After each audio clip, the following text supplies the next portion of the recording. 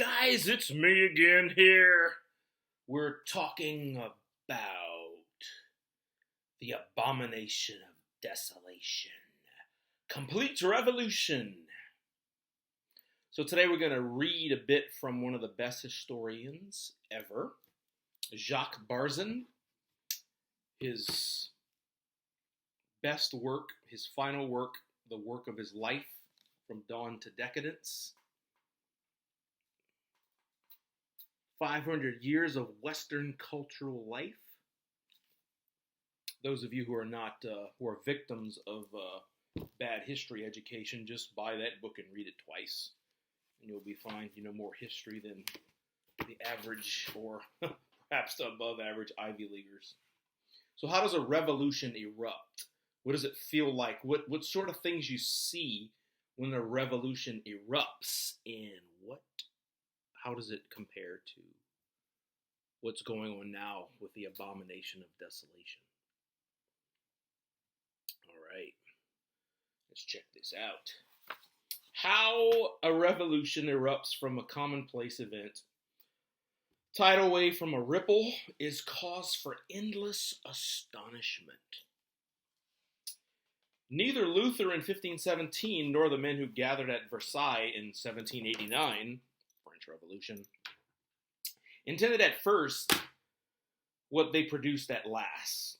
Even less did the Russian liberals who made the revolution of 1917 foresee what followed. All were as ignorant as everybody else of how much was about to be destroyed. Nor could they guess what feverish feelings, what strange behavior ensue in revolution, great or short-lived, is in the air.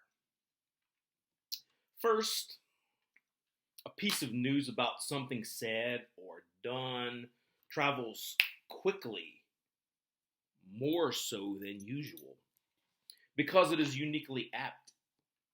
It fits a half-conscious mood or caps a situation.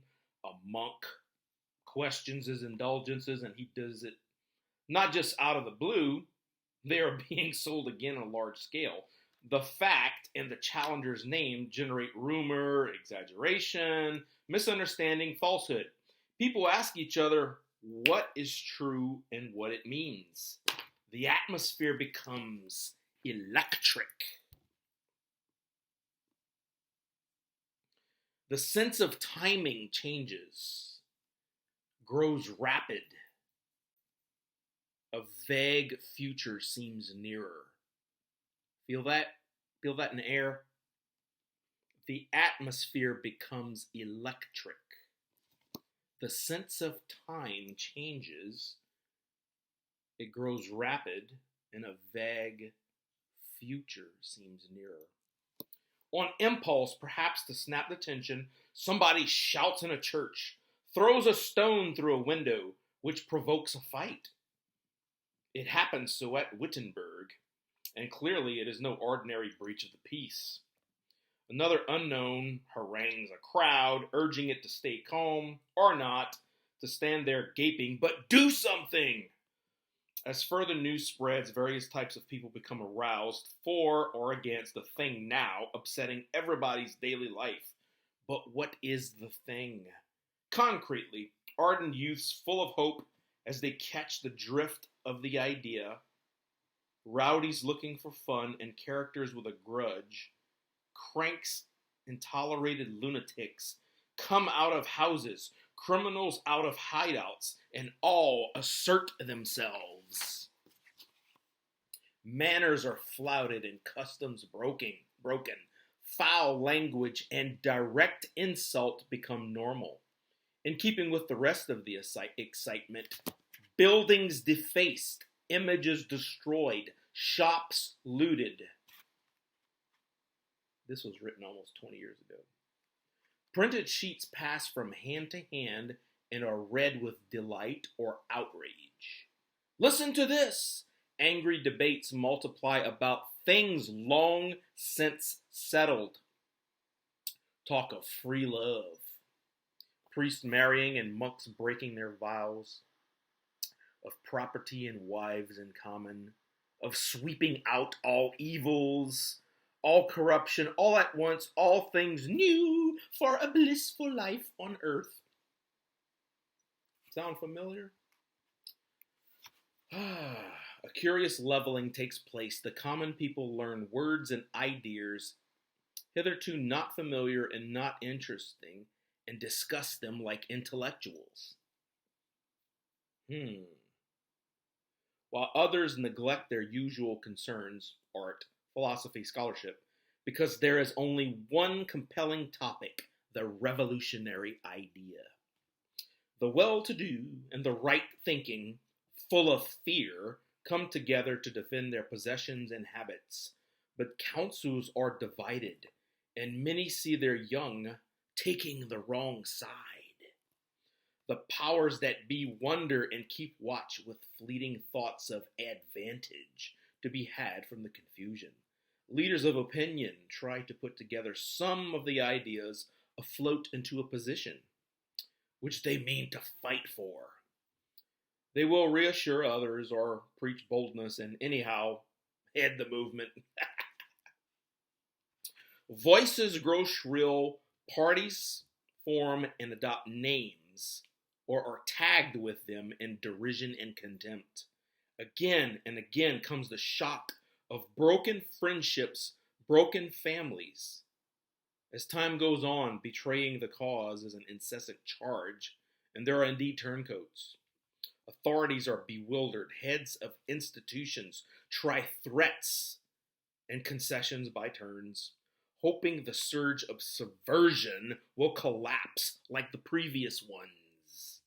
But none of this holds back that transfer of power and property, which is the mark of revolution, and which in the end establishes the idea. Let's make this sink in. I'm going to reread these last two phrases and tell me if we are in revolution. But none of this holds back that transfer of power and property, which is the mark of revolution and which in the end establishes the idea. My friends, you will see a mass transfer of property in the form of the oligarchs will change.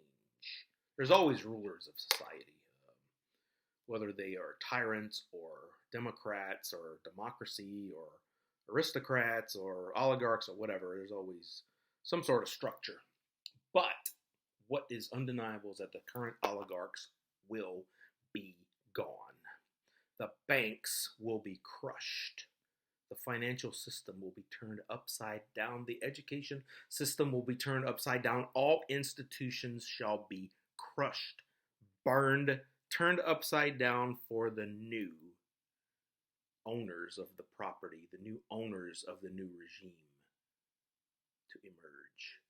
That is what will happen.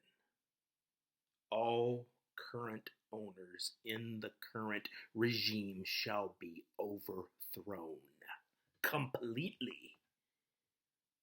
And when I say the current owners, I don't mean the fools that are elected. I mean the financiers, the bankers, the oligarchs, the foundations who have controlled Western civilization for 500 fucking years shall be crushed and burned. They shall be wiped off the map. How it happens is all up to how the battle emerges and what the shape of the battle takes. But they shall be overthrown and they shall be gone by the end of the revolution. That's all I got. Jacques Barzun. From Dawn to Decadence, possibly the best history book ever written. about 20 years old, approximately. He finished writing this book as an elder historian in his 90s. He was 90 plus years old, almost 100 years old, I think, when he finished this book. So it was a reflection of an elder historian that had seen a lot. Get it? Read this stuff. Really good. That's all I have. Take care. Be safe. Till next time. Goodbye.